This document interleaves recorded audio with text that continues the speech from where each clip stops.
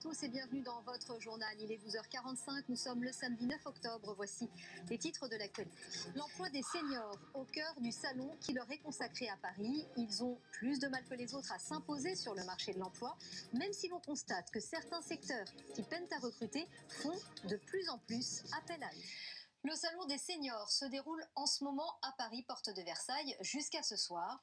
On considère comme seniors tous les 51 ans et plus, une catégorie de personnes qui, une fois au chômage, a plus de mal à retrouver un emploi. Le salon a justement pour objectif de mettre en contact des employeurs et de futurs employés, d'autant qu'en ce moment, certains secteurs ont tendance à se tourner un peu plus volontiers vers les seniors. Lionel Girard, Nguyen Tran et Jessica Martinez.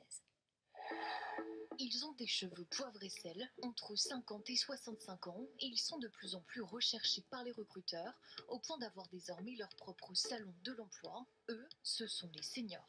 Aujourd'hui, nous recrutons des seniors. On s'est rendu compte que de plus en plus, c'était difficile pour eux de retrouver un emploi facile. De fait, 60,2% des plus de 55 ans étaient au chômage depuis plus d'un an en 2018, contre 41,8% pour l'ensemble des chômeurs de 15 à 64 ans.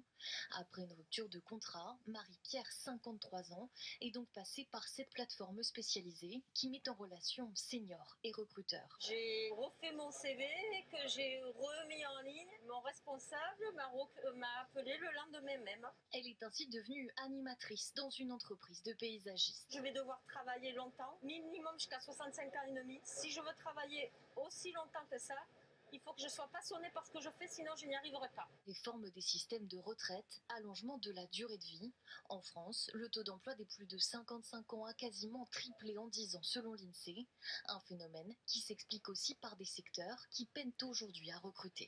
Métier de bouche, tout ce qui est distribution, beaucoup d'offres dans le tertiaire, des comptables, des gestionnaires de paye et beaucoup de commerciaux. Des profils recherchés pour leur expérience. Jacques, 67 ans, a été recruté il y a un an dans cette boutique de literie. Il faut absolument accorder un cérémonial aux clients.